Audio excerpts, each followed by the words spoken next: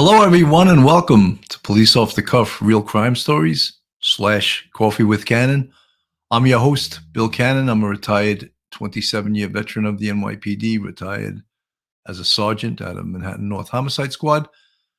Some interesting stuff going on in the country. And first, I just want to pat ourselves on the back for a great show last night. We had Tommy Dades on, and we spoke about his book, Friends of the Family, and the Mafia Cops, Louis Ippolito and Stephen Caracappa. And we took a sort of a deep dive into that. And Tommy Dades is a damn organized crime encyclopedia.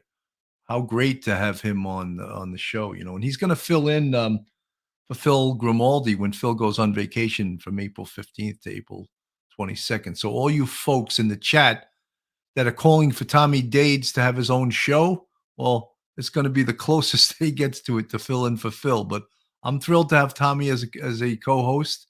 And I know, and you guys, I know that this stuff looks easy, like anyone can do it.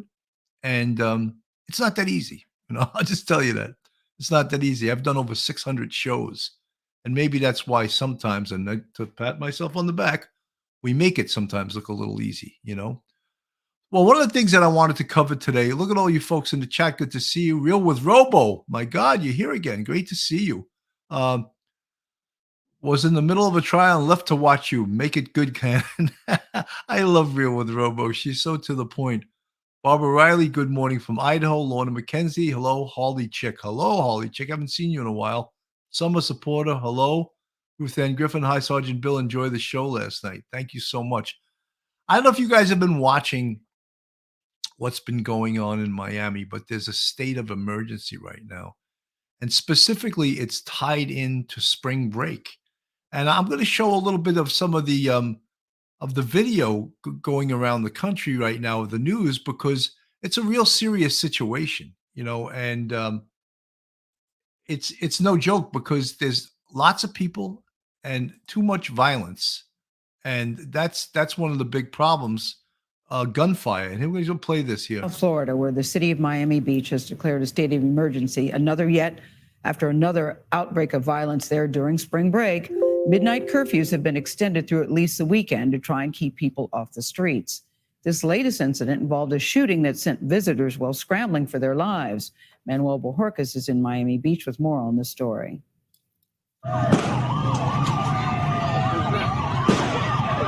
Gunfire on a packed South Beach street sent crowds of visitors and spring breakers running for cover. This was just one of two shootings that happened this past weekend. We've had 5 people shot on our streets in the middle of Miami Beach. There's nothing to discuss. This is a public safety emergency. This video shows officers in golf carts trapped by a crowd of partygoers. 9 officers have been injured. Dan Gelber is the mayor of Miami Beach. I know it sounds unusual for a mayor of a destination city to say this, but we don't want spring break. Authorities have impounded 100 firearms over the last month. And it's not just in Miami Beach. There were at least 10 mass shootings across the U.S. this past weekend alone. So we can't really just stop people from coming onto the city, but we can implement a curfew which makes them less likely to want to be here. The emergency declaration sets a curfew from midnight to 6 a.m. every night through Monday and bars some alcohol sales after 6 p.m. Wayne and Alicia Lanier are visiting from Birmingham, Alabama.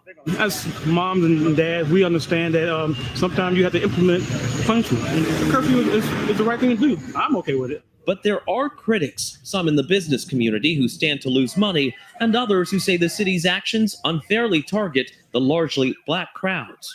How do you respond to critics who say that this is unfairly targeting young black visitors? Well, it's targeting young people that are here and acting in a way that they shouldn't. So it's obviously targeting behavior and nothing else. Of the injured officers and 5 shooting victims, none is said to have life-threatening injuries. That curfew will be lifted on Monday, but the mayor said if necessary, they will bring it back. Unbelievable, guys. I don't know if you heard the statistic, but they said in the last month, they took 100 guns off the streets there. 100 guns. I mean, that's not one of the things, that's not in my checklist when I go to the beach. Let's see, picnic basket, drinks, sandwiches, flip-flops, suntan block, gun. No, I don't bring a gun with me when I go to the beach. Why are people bringing guns to South Beach? You know, it's just like it's just incredible. Like, and then 5 people shot. You know, the interesting thing to me is like you heard the mayor say they don't want spring break, even with all the millions of dollars that it brings in. It's probably not worth it to them. David Kahn, that's what this country has come to. No values, no respect for each other. Doesn't shock me a bit. It doesn't shock me at all because I've been in the midst of shootings like this where you hope that that stray bullet isn't going to catch you, you know? When people indiscriminately fire guns into crowd, that's the worst type of criminal there possibly is. You know, it's just insane. Let me play a little bit more so you get the feeling of what the hell is going on in South Beach. It's just like, why would you go there on vacation um, if this could happen? If gunfire could erupt at any time, why would you go there? I mean, just incredible. You know, let's hear a little bit of this. Miami Beach says enough is enough. The city now declaring an emergency, even imposing a curfew. This after 5 people were shot in the last 2 days. Extra officers have been out on patrol because of large crowds for spring break, but the mayor says that has not stopped the violence. We can't endure this anymore. We just simply can't. This isn't your father's or mother's spring break. This is something wholly different. Miami Beach's curfew will start at 12:01 Thursday morning. That will run until 6 a.m. next Monday. You know, folks, what if you're a mayor of a city? You can't put up with this. I mean, there are also, besides the public safety aspect of it, there is civil aspects. You know, as the mayor of a city, you have to provide safety for the people that visit there. How are you going to provide safety if there's gunfire all over the place? You know, anyone have any suggestions? What do we do? What do we do to curb this violence in South Beach? The shooting happened 15 feet from a whole bunch of cops. So obviously the shooter has no respect. He's pulling out a gun in the midst of, you know, hundreds and hundreds of cops. You see, the cops got trapped. They couldn't move. They're on a golf cart. They couldn't move within the area. Schmitty, there's many other places to go, like in your living room with Sergeant Bill, to see why you shouldn't go there. Laugh out loud. Yeah, I mean, but what if you're there? I mean, Sana Elise Holt Johnson, good to see you. Always good to see you. Guys, if you didn't notice, I decided to do the podcast inside today since it's a nasty day outside. You know, it's not the nicest weather, but it's good to be in here with you guys. I'm comfortable. Lieutenant Pete, Bill, this happens all over Florida and Texas. It's one of the rare times they have courage to call it as it is. Young black youth doing their thing. Sadly, it is sad. Lieutenant Pete, years ago, they had a Greek festival at Jones Beach on Long Island. And it was the first time in my entire life that I heard of gunfire at Jones Beach. There were gunfights on the beach. And I was just like, that's not supposed to happen here on Long Island. And that was it. I don't know how they stopped it, but they stopped the Greek festival at Jones Beach. That very year they had all that gunfire.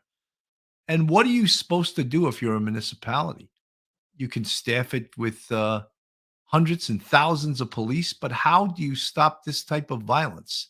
You know, I had one idea, and it can't be implemented now, but if they truly don't want spring break in their city, they could stop people before they get in there and just make it have enforcement to the level that's going to make people uncomfortable to go there. Open containers, heavy duty VTL, vehicle and traffic law enforcement, and at the exits and entrances to the city. And that may discourage some people from going in there that have ill will on their mind, because it's not okay. And one of the things they said about this whole spring break is that the majority of the arrests are of people that are from the South Beach area or from the Florida area. So it's not people coming in for spring break, but it's locals that are causing the problems, causing the trouble.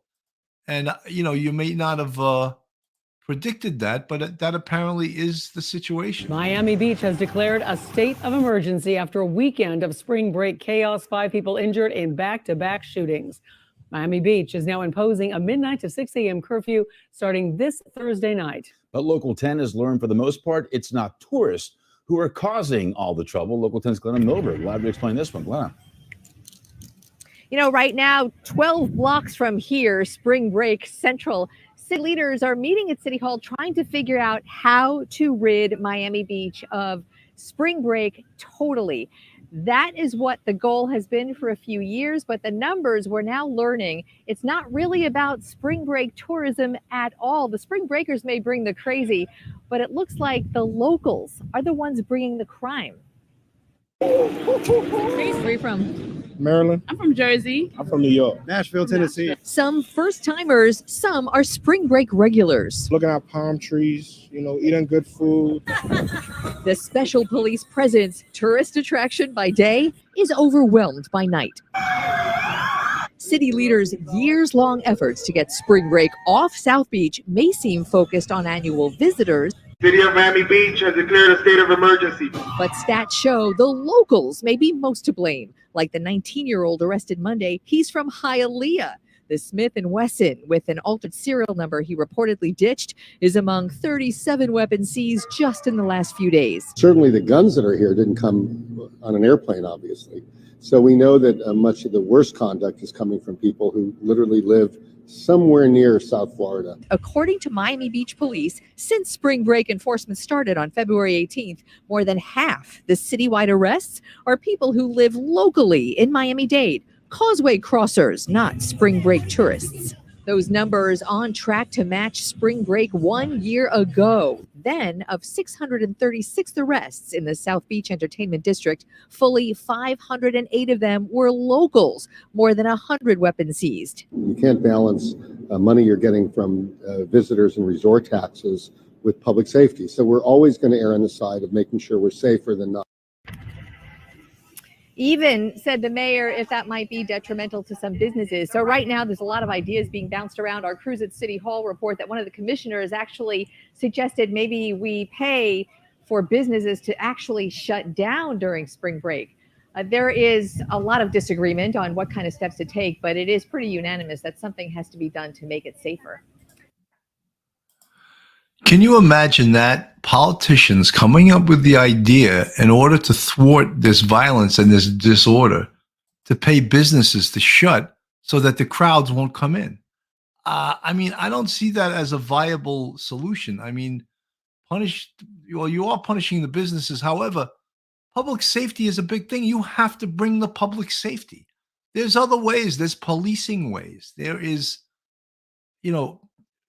as we said, stop people before they come into Miami. Make it clear that you're not going to put up someone has any kinds of violations. You make it uncomfortable. You enforce the lowest level crimes.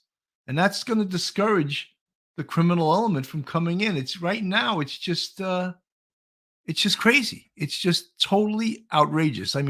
Is that really an answer that we want to hear from politicians that, shut the businesses down and we'll pay them to shut down? It's just, look, one of the things that was interesting to me, and I would have never have thought it, is that it's the locals that are, they can judge that by the people that are getting arrested. Jeff Pose, the city goes through this every year, and every year it's like their first time experiencing this. This city is a disaster with the current city officials in office. Jeff, when I was an up-and-coming college person, and one time in my entire life, I had the money to go down to spring break. 4 guys drove down to Fort Lauderdale in a 1969 Mustang, and we all stayed in the same room. I don't even remember where we stayed, but it used to be in Fort Lauderdale. And then years later, Fort Lauderdale, they want no part of spring break either. So it's not worth all the money that's brought in. It's not worth it to the municipality. D.D. Robert, the hotels and restaurants depend on this, but it makes me sick that it goes on. There is nothing wrong with young people having fun, but when people get hurt, the party's over. Yeah, I don't think that the restaurants have to have spring break. I think they do pretty damn well anyway. Santa Elise Holt Johnson, thank you so much for the 40 super sticker. I really appreciate that. Guys, this is Police Off the Cuff, Real Crime Stories. This is the matinee show, Coffee with Cannon. And I just thought when I saw all of this stuff happening in South Beach, I just thought it's a great law enforcement topic. It's something that we should cover, something that we should talk about on the show. And, you know, a lot of cities now are having crime problems. Is it as a result of the George Floyd incident that's carrying over to municipalities not conducting proactive policing? That is my theory on this, is that many police departments are afraid to conduct proactive policing. So they're afraid to enforce the lower level crimes. And as a result, the higher level crimes, as we learned in the broken windows theory, if you believe in that, as I do, if you don't address the lower things, the heavier things like shootings and murders and robberies, they take off, you know. Photo files photography. Aloha, guys. Great to see you. Real with Robo. Daily wonder. Yes, it actually is. If you look at the crimes, young black youth pop over is represented. Stop finding race and everything. It's a fact. And Pete has been at this cop thing a long time. You know, regardless of who it is, it has to be brought under control. There has to be proactive policing, because people that live in South Beach, people that live in Miami, you can't go out with your family and have to worry about gunfire, people carrying guns, people doing stick ups. You know, it's just the statistic I heard before was that they took 100 guns off the street in the last month. That's crazy. You know, that's excuse me. That's nuts. 100 guns, you know. David Kahn, local perps going to South Beach to get paid, just like perps from Bronx going to Midtown. Something we used to say, one of my street crime days, I used to say, Manhattan makes it and Brooklyn takes it. So kids from Brooklyn and the Bronx used to come to Manhattan to get paid, as you say, David Kahn. That was the lingo the perps used for doing a robbery. I got to get paid, right? Sweet Melissa, good to see you, Sweet Melissa. Our Florida representatives have never been accused of being smart or responsible. I'm not leaving my home right now. Are you in Miami, Sweet Melissa? Is that why you're not going out? Gene Whitehead, Avon representative. Hi, Bill from the UK. Great to see you. Dee Robert. The hotels and restaurants depend on this, but it makes me sick. That goes on. Oh, I read this before, Dee. I don't think they have to have spring break.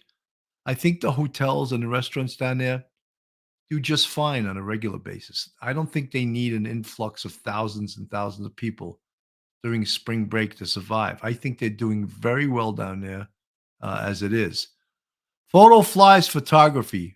We used to live at Jacksonville Beach, Atlantic Beach, where the naval port is.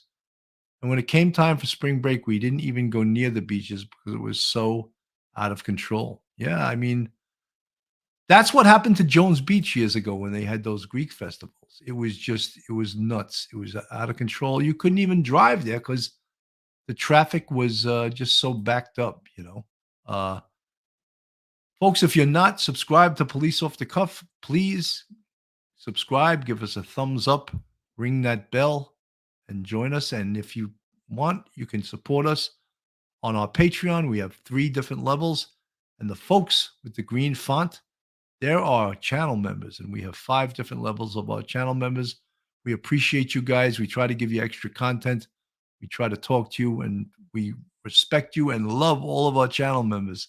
So yeah, it's this is a situation where it seems that people don't know what to do. Municipalities don't know what to do. I think they're afraid to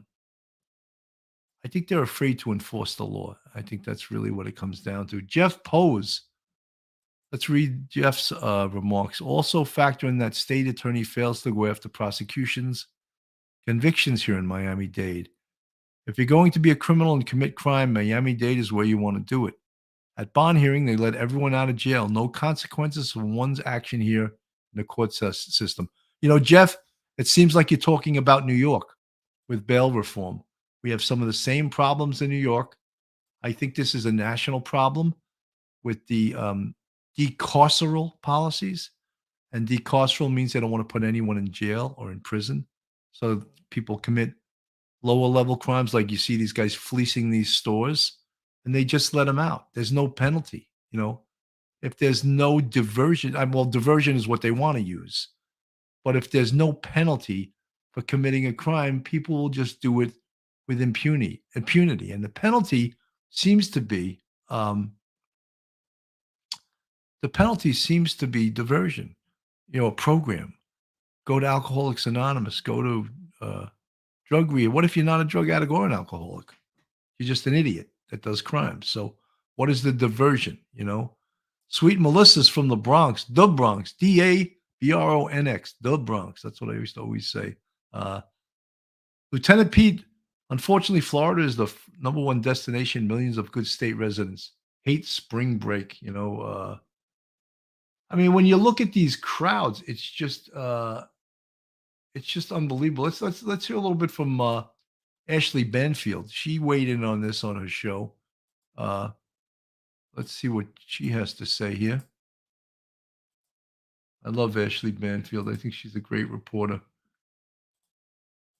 Several people were shot over the weekend as parties got out of control and police were overwhelmed. Thousands of people had jammed the streets, leading to a new curfew Thursday through Sunday. The mayor is calling the violence unacceptable. The police union tweeted that the party needs to end. News Nation's Brian Enton is live for us in Miami Beach. Brian, a state of emergency over spring break. It's come to this. Yeah, state of emergency. It's going to go into effect on Thursday. It's pretty quiet out here tonight. It's a Monday night after all, so don't sort of judge it by what you're seeing right now. Actually, you see the streets are mostly empty.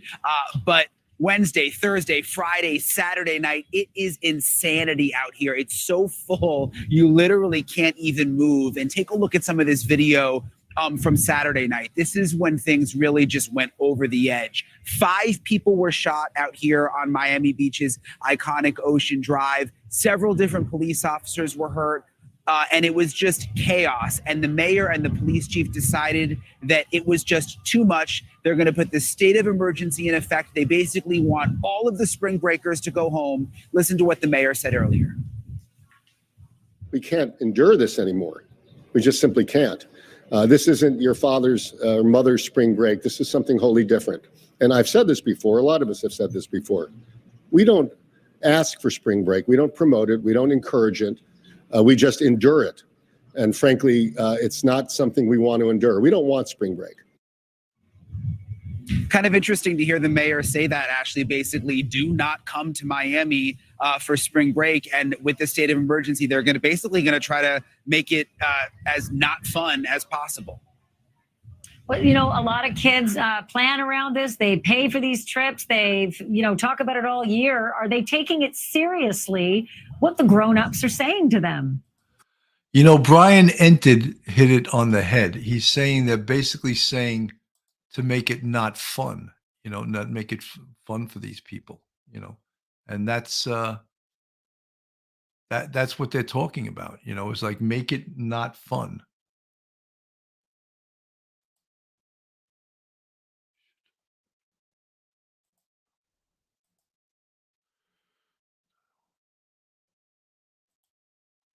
Sorry, guys. I think, can everyone hear me now? I froze up for a second. Something happened. Give me a 1 if you can hear it. I just went off the screen for a very quick second. Yeah, so, there you have it. It's outrageous hearing the stuff that's going on. And, and New York right now has its own crime problem. If you haven't been paying attention, okay, everyone's hearing me. Good. Thanks, guys.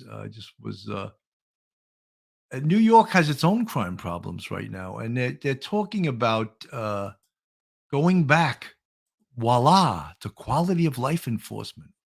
What does it take to do that? A new mayor. Imagine when one of the real progressives got elected. I mean, not that Eric Adams is a conservative; he's far from that. But imagine one of those progressives would have got elected with crime up 59%. Just outrageous. On the same day Mayor Adams issued his plan to combat crime, there have been at least 4 shootings in the last 12 hours alone. Security camera video just into our newsroom shows one of the frightening scenes. This one in Coney Island, Brooklyn today. A young girl is seen walking with her family. And seconds later, right after she rounds the corner, she's grazed in the stomach by a bullet from a drive-by shooting. CBS 2's Ali Bauman live in the Bronx in the Morrisania section, where tonight police are investigating another shooting. Ali. That's right, Dana and Dick. Police are still searching for the gunman who shot a 25-year-old man on the basketball court here tonight. Meantime, Mayor Adams says his new neighborhood safety teams will hone in on those committing the violence that is plaguing our city. But some fear it will come at the cost of New Yorkers' liberties. One man hospitalized after being shot in this housing complex on East 166th Street Monday. And in Coney Island, you can see people scatter as shots are fired from a nearby vehicle. A 7-year-old girl was grazed by a stray bullet while walking on Surf Avenue with her mother.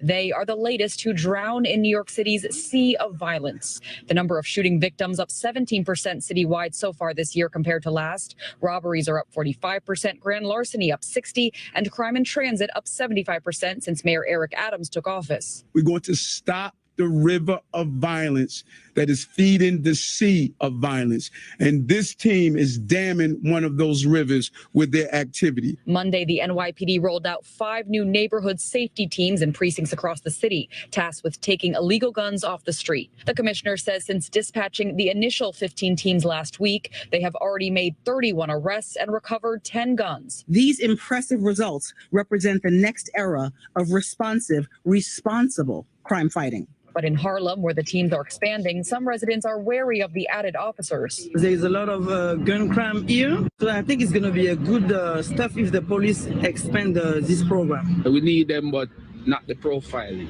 Most police officers do not respect the community the way that they should. And I think a lot of senior police officials need to be removed for that attitude to be removed from NYPD. Neighborhood safety teams are the latest iteration of the NYPD's anti-crime unit, which was disbanded in 2020 amid calls for police reform. We really have reasons to be concerned that it will actually end up making our communities less safe, because these teams have a history of violence, including a disproportionate number of police killings of innocent New Yorkers. The mayor insists these new teams will not repeat failures of the past. We're not going to break the law to enforce the law. And unlike the anti-crime units, neighborhood safety teams are in uniform. The commissioner says of the 31 arrests the teams made in their first week, 60% had prior arrests and 26% have ties to gangs or crews.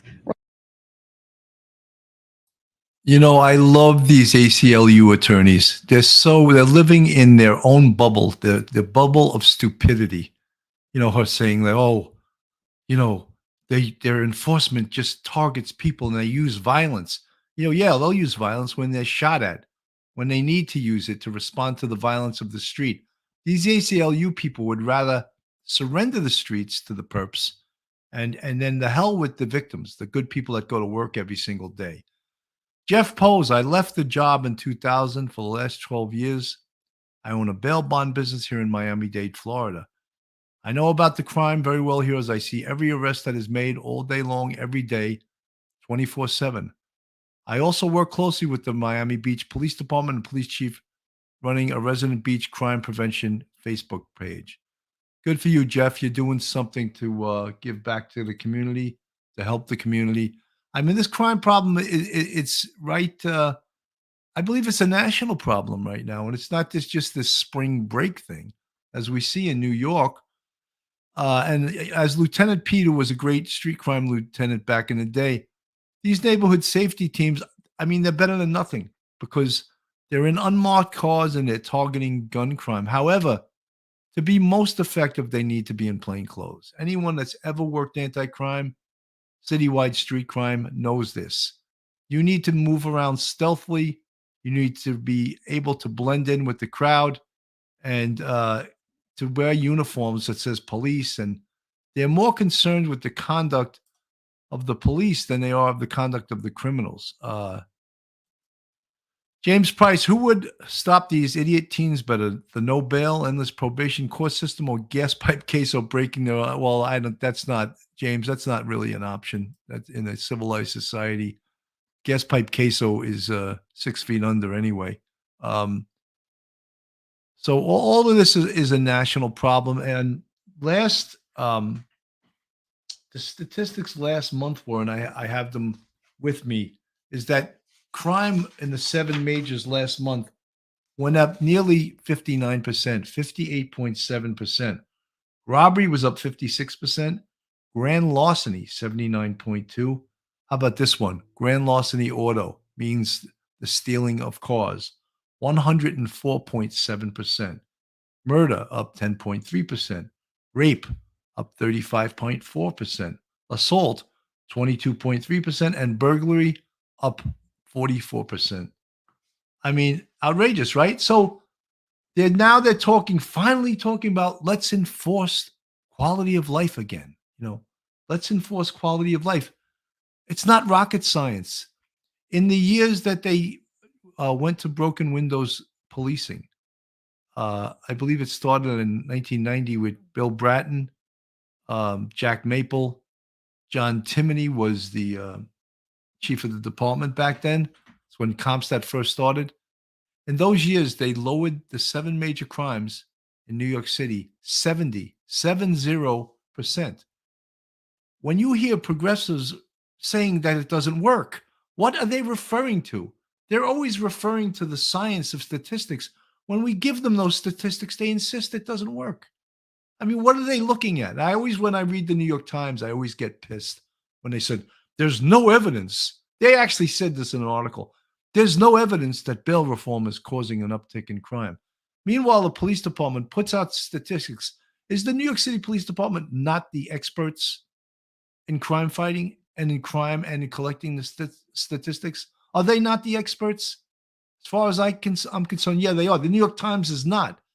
The New York Times actually wrote an article that said there's no evidence a correlation between bail reform and the increase in crime. The police department is saying exactly the opposite. So who do you believe, this leftist journalist from the New York Times or the police department who collects these statistics? Even Cuomo, who was behind bail reform, admits that it's a failure. Of course, now because he wants to run again and he's reading the polls.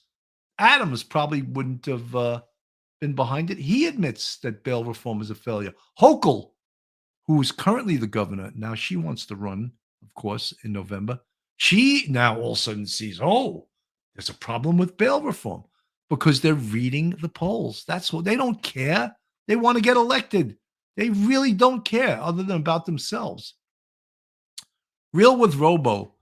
Criminals should be scared to death of cops. A show I watched showed the NYPD getting loose during the 70s crack era, and they cleaned it up like bosses.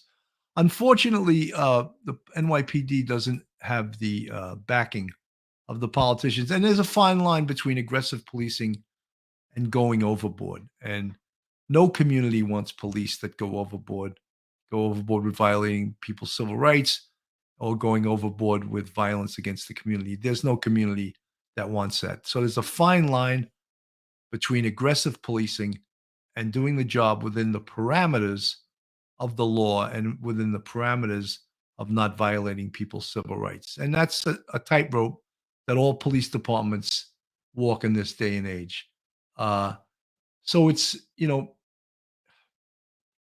it's a thing that, we have to be mindful of. We have to always be walking that tightrope, but public safety is one of the most important things in any city, in any municipality. Public safety is so damn important, and communities that don't take care of it have big problems. Proactive enforcement, which is really just a fancy way of saying that the police department is going to go after crimes that negatively affect New Yorkers' way of life and during everyday encounters, and otherwise they would have previously looked the other way.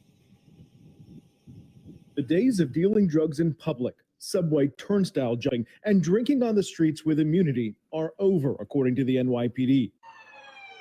It's crimes like these, they say, that lead to more violent crimes committed by people hurting or killing innocent New Yorkers. So the city's new police commissioner has ordered officers to crack down on so-called quality of life crimes, where in the past, they'd often look the other way.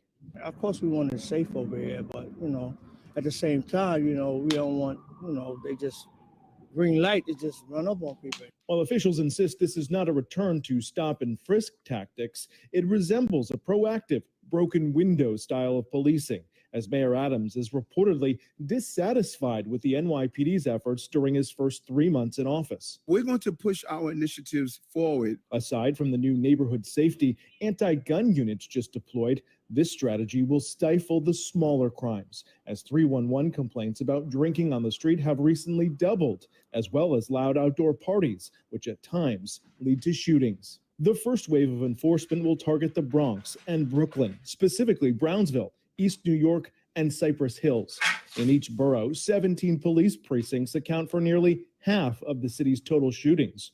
Those civil liberties advocates are concerned. You threaten to harm yet another generation of young Black men, and that's not where we need to go.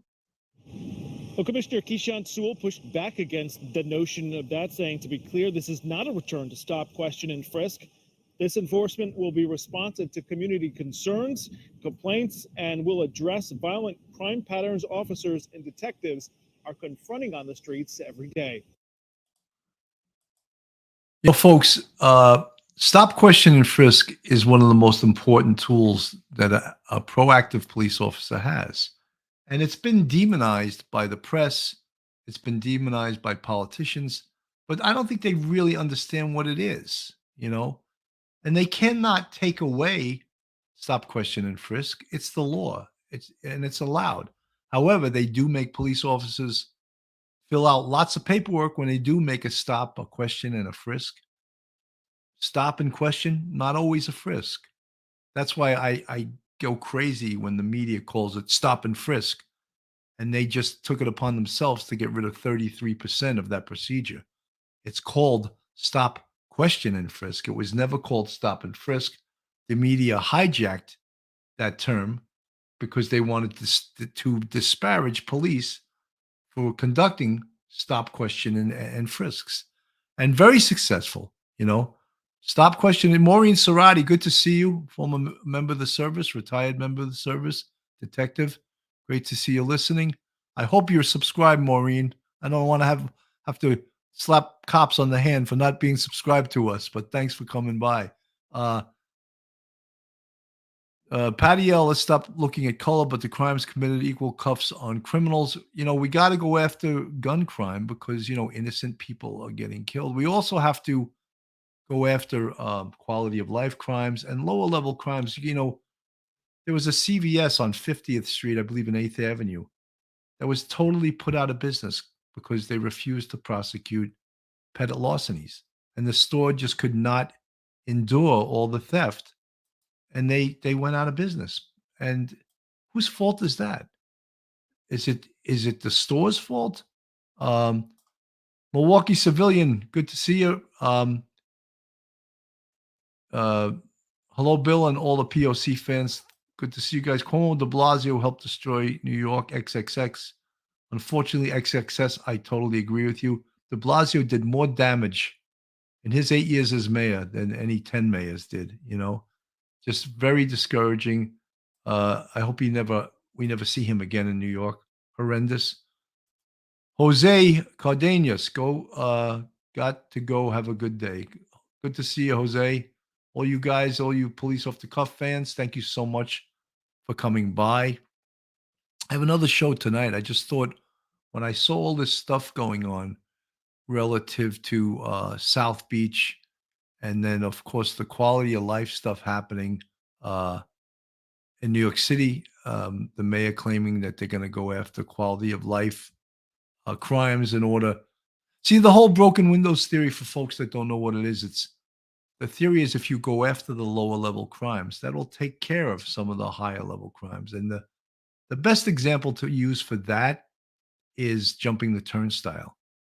What the transit police discovered when they enforced jumping the turnstile, many times they remove dangerous criminals because that person that jumps the turnstile, more times than not, has a gun on them, a knife, drugs, and they get arrested due to search incidental to lawful arrest. And the police had the power to do that when jumping the turnstile was a theft of service, a misdemeanor. And that tool was largely taken away from them. And these tools that police use to enforce the law are extremely, extremely important. And when you take the power away, and another thing that it makes police officers reluctant to take action is all the video cameras out there and all the people uh, videoing them every time they take action. Police officers have to be allowed to use physical force.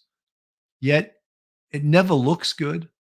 When someone videotapes them using force, it never looks good. So, Milwaukee civilian, New York City is the crucible, but we see the breakdown of law enforcement from Milwaukee to South Beach, from San Francisco to Chicago. New York City is the canary in the coal mine. Well, New York City was the experimental city with broken windows theory of quality policing and CompStat. And CompStat was so successful that it was used in almost every police department in this nation. They copied New York City. However, we've gotten away from that, and we've gotten away from quality of life policing. And as a result, we see crime is up. Crime is up in almost every major city. James Price, what about prison reform? Just looking them up for a few years in a criminal college doesn't help. We could give them a skill for when they get out with a felony, they screwed up and go back to crime. James, there's many theories on this. I think that's anyone that commits, and it's never one felony, anyone that commits multiple felonies deserves a prison cell. All right. And I'm not one of those people that say, oh, let's give them a diversionary program. Diversion, there's no statistics that they can point to that shows at all that diversion works. There's no statistic. And they'll even, when you ask a progressive, show me the stats on how diversion works, and they'll be like, well, they know it doesn't work. So anyone that commits multiple felonies needs to have a prison cell assigned to them, and they need to be assigned to that cell. Because you know why? You have to protect the populace, the people going to work every day, the people doing the right thing, the people paying their taxes. Or you're going to see what's happening in New York City and New York State right now. People are fleeing New York right now.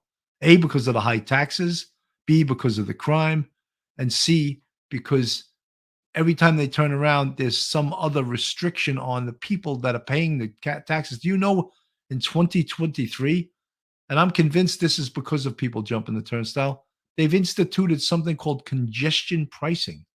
So if you drive your car into the city and you go below a certain street, they're going to hit you for $11, $15, $20. It's enough that you pay a fortune to register your car, a fortune for insurance, a fortune to put gasoline in your car. Now they're going to hit you with tolls within the city. However, they'll just let people jump the turnstile with impunity. I think that's a redistribution of wealth, and I'll say that proudly because I believe that's what it is. They think we're all stupid, and that's what it is. It's a redistribution of wealth. Yes, let the lower level criminals jump the turnstile. Let's have the people from the suburbs pay for it. Deborah Barron, the governor won't remove the DA and his pro-crime policies. How effective will going after low-level crimes be with these two around? Well, I don't think they're going to go after low-level crimes. Mayor Adams can talk all he wants about it, but if you don't have this, three components to the criminal justice system, I've said this numerous times, there's the police, corrections, and courts. If all three of them are not on the same page, then you're not going to be successful in your fight against crime. Guys, I went on longer than I wanted to. I always do that. Tonight, we have a really interesting show. We have a company called Converis, And they have this technology where a camera will look into the eye of a person being interviewed. And I don't know if you guys know, but when you lie, and I'm not saying any of you guys lie, your pupils constrict. And that's a sign of deception. This camera with their software can tell when someone is lying. Conversely, when your pupils get wider, it shows truthfulness, happiness, positivity.